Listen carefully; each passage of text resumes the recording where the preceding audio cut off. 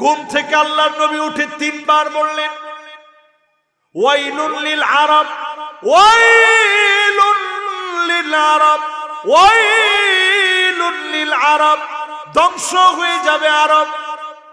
ইয়াজুজ মাজুজের ছিদ্রটা বড় হয়ে যাচ্ছে। নবীজি 1450 বছর আগে দেখায় গেছেন এইভাবে ইয়াজুজ মাজুজের ছিদ্র এত বড় হয়ে গেছে, দুইটা আঙ্গুল দিয়ে আল্লাহর হাবিব এইভাবে দেখায় গেছেন। 1450 বছর পরে চিন্তা করেন ছিদ্র কত বড় হয়েছে। উম্মে সালামা ভয় পেয়ে গেলেন, ওগো নবীজি, আনুহলিকু ফিনা সালিহুন, আমরা কি ধ্বংস হয়ে যাব? আমাদের মধ্যে এত এত নেককার আছে। আল্লাহর হাবিব বললেন, হ্যাঁ, তোমরাও ধ্বংস হয়ে যাবা। ইদা কাসুরাল খাবাস, খারাপি বেড়ে যাবে, তোমরাও ধ্বংস হবা। যখন অন্যায় বেড়ে যাবে, আরবকে যিনি ধ্বংস করবেন তিনি কে?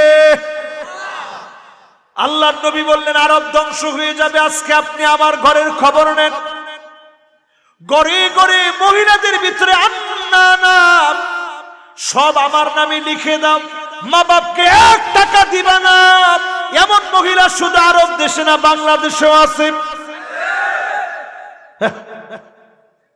বাংলাদেশে থাকলেও এই এলাকার মেদিনীপুর এলাকার মধ্যে একটা ভিডিও এরকম নাই। না না না, দূর বেশি কথা কই না, এরকম বেটে এই এলাকাতে আছে। কয়েকজনে দেন কিসা লাগে সালাক, হুজুর যারা ওয়াজ শুনতেছে এগো মধ্যে আছে কিসা লাগে সালাক, চিন্তা করছেন কারণ এরকম বেটে ওয়াজ শুনে। এরপরে দেখবেন মান্নানা কথায় কথায় বেটেনদের খোটা দেয়। আমি দেখা ঘরটা কইরা খায়া গেলাম, কি কপাল লয়ে আইলাম। আমার আব্বা কই বিয়া দিস, তাই না বাপের দোষী বানায় লেছে, ঠিক কিনা কর? এরম বেটেন আছে। মনে যারা মুরব্বী আছে সবাই জোরে কইছে, হুজুর এই ওয়াজটা তো দরকার আছে, এতক্ষণ দেরি করলেন কি লিগা? এরপরে দেখবেন এমন সময় আসবে, হান্নানা সারাদিন কষ্ট করে আপনি আসলেন, একটা গ্লাস পানি চাইছেন, একটু পানিটা দিও, সাথে সাথে একটা বিস্কি মেরা কয় পানি দিও, আর আল্লাহ ফান্না খুঁজা সারাদিন এই কাম করছি, পানিটা ফাললে আল্লাহর হস্তে খাইয়া আপনি উদ্ধার করেন। আমনে কর না দুষ্টামি করছি, পানি পিপাসাই লাগছে না, কিটা কই না তুমি, এটা তো দুষ্টামি করছি আমি। এরকম বিট্টানো এখন আসেনি। এরপরে দেখবেন কান্না না, আপনি বসছেন পছন্দ হয় না, উঠেন উঠেন উঠেন, কি কিল্লিগা গড়টা ঝাড়ু দিতাম, খাটের মধ্যে গিয়া শুইছেন, উঠেন উঠেন উঠেন, কি উঠতাম কিল্লিগা? কয় না বিছনাটা বেহা হয়ে গেছে, একটু সোজা করতাম। বেড়া যেন যেন বেহা হয়ে গেল, এটা কোনটা? এরকম বিট্টেন আছে না নাই? যেই খুশি হয়েছেন আপনারা, আর যে ভুক্তভোগী হ্যাঁ মাথাটা নিচের দিকে দিয়ে দিচ্ছে যে হুজুর আর কোয়ের না, উপায় নেই। এরপরে দেখবেন এমন সময় আসবে, হাদ্দাকার গেছিলেন ঢাকায়, চিন্তা করছেন বইয়ের লেগে কি নিতাম, একটা শাড়ি হইনি, শাড়িটা নিয়ে দিচ্ছেন, দেখো কি সুন্দর শাড়িটা, দেখি কয় আহারে আমাদের নজরটা জীবনে হইল না, এটা কি ডাললেন, এই কালার জীবনে পড়ছি আমি, এই কালার তুই মরে যাবো, কালার মরতো না বেডি, আমনে মরবে, আরে কথা কয় না।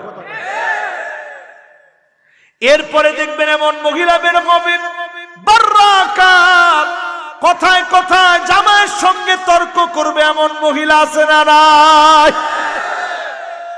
ডাক্তার দেখাইতে যাই, এই সময় সাজ্জা গুজ্জা কত রকমের কোহানি, আল্লাহ জীবন চলে না, তামনে কোন জীবন চলে না, তাহলে সাহায্য কিনলিগা এই বেশি বেড়া সাজদাম না, কি করতাম? আপনি চিন্তা করছেন আল্লাহ এটা ডাক্তারখানায় যাওয়ার আগে যদি এটার জিদ এরকম থাকে, এরকম মহিলা আসলে আছে। এরপরে দেখবেন সাদ্দাকার শুধুমাত্র মুখ দিয়ে থামে না, লাঠি নিয়ে পিটায়, এমন মহিলা সারা বাংলাদেশে থাকলেও মেদিনীপুরে নাই। আবার কাজ একটু চুপ থাকতেন এটার মধ্যে, তাহলে একটু তাকায়া দেখেন, এইরকম খারাপ দিয়ে দুনিয়াটা ভরে যাবে। দুষ্টা খালি বেডিগর কইলাম, খুব খুশি হয়েছেন আপনারা যে হুজুর আরো যদি কিছু থাই একটু কইয়া যান। এবার যদি আমনে করে জিগায় আমনে করে দুষ্টা কম, কথা কয় না কম, সারাদিন মানুষের লগে জি স্যার জি স্যার জি স্যার জি স্যার, লাগলেও সার কন না লাগলেও সার কন, আর বাসার গি কন ফাজুনটা কই কেমনে আমার লগে ব্যবহারটা ভালোই। আল্লাহ নবী সারাদিন কষ্ট করে এসে খেতে পারে নাই নবী আমার স্ত্রীদেরকে ঘর ঝাড়ু দিয়ে দিতেন। আমার ছোট ভাই বসা আছে, আমার আব্বা স্টিল নাও এখনো প্রায় সময় ঘর ঝাড়ু দেয়, নবীজির সুন্নতটা আদায় করে। জোরে কোন আল্লাহু আকবার। এখন যদি জিগাই কেডা কেডা ঘর ঝাড়ু দিছে, দুই একজন হাত তুলবে, এরপর আরেকজনে কইব তুই কি বেডি, তুই ঘর ঝাড়ু দিতে গেলি কেন? নবীজি ঘর ঝাড়ু দিছে, এটা নবীজির সুন্নত। আজ থেকে আমল করবেন, ঘরের ভিতরে যিনি সংসারটা আলোকিত বানায় দিবেন তিনি কে? আচ্ছা কেডা কেডা ঘরটা ঝাড়ু দেন একটু হাতটা তুলেন তো দেখি। এটা কোন সবের কথা একটু আগে শুনেছি না?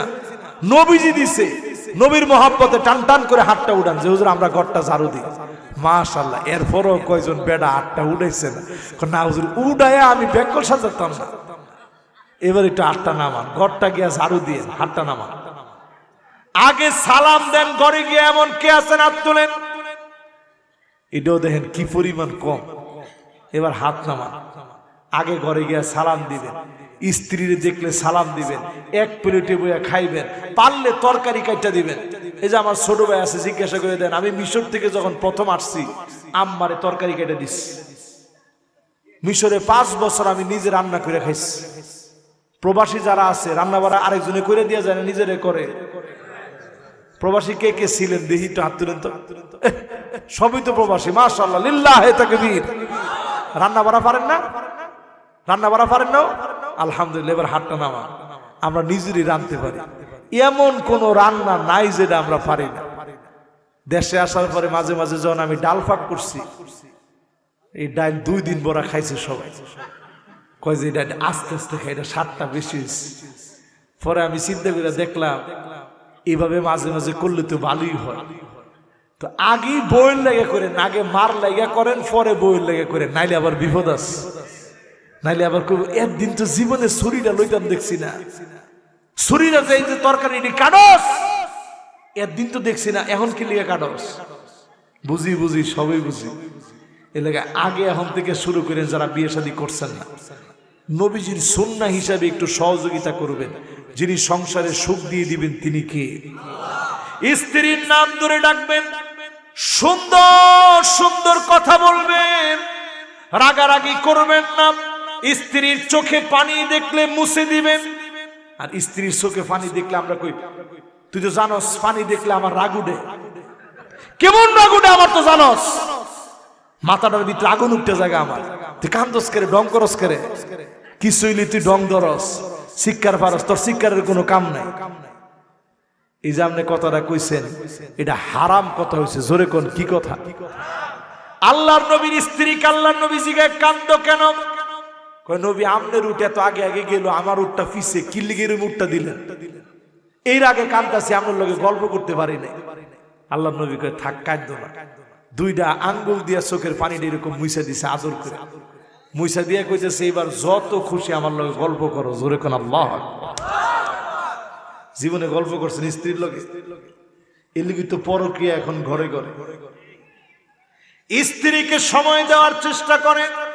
হুজুর যে চাহিদা বেটেনতে সময় দিব কতক্ষণে, কামাই করে তো কুলাইতারি না, এরকম সময় দেন। দেখবেন নবীজির ঘরে একদিনে 3 বার রুটি আর গোশত, কোনদিন খাবার হয় নাই, একদিনে 3 বেলা নবীজি রুটি আর গোশত খাইছে, এরকম কোন দিন ছিল না। কিন্তু ভালোবাসার কোনো অভাব ছিল না। জোরে কোন আল্লাহু আকবার। স্ত্রীদেরকে নাম ধরে ডাকেন, মাঝে মাঝে ঘুরতে নিয়ে যান, স্ত্রীদের সঙ্গে এক প্লেটে খান। স্ত্রীরা যখন অসুস্থ ছিল আল্লাহ নবী ওই পাত্রে ওই জায়গায় ঠোঁট লাগায়া পান করতেন। ঠিক যেই জায়গায় আল্লাহ নবীর স্ত্রী আম্মা জানেরা ঠোঁট লাগায়া পান করতেন। জোরে কোন আল্লাহু আকবার। কিরকম মিল মোহাম্মত ছিল চিন্তা করে। সাউদা রাদিয়াল্লাহু তাআলা আনহা একদিন একটা বাটির মধ্যে একটু দুধ নিয়ে আসছে। আম্মা জান আয়েশার একটু রাগ হয়েছে, স্বাভাবিক রাগ হওয়া স্বাভাবিক না। উনি রাগ হয়েছে পরে আস্তে করে এমনি ছাইরা দিচ্ছে। যখন ছাইরা দিছে তখন এটা থাকবো না ভাঙবো, ভাঙে গেছে। নবীজির চেহারাটা লাল হয়ে গেছে।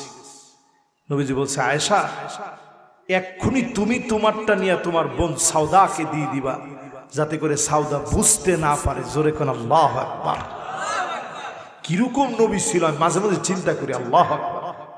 একটা প্লেট কিনছে, সব স্ত্রীদের জন্য সমান সমান আনছে, যাতে বুঝতে না পারে। হুবাহুটানি তোমার বোন সাউদার হাতে তুমি বুঝাই দিবা। জোরে কোন আল্লাহু আকবার।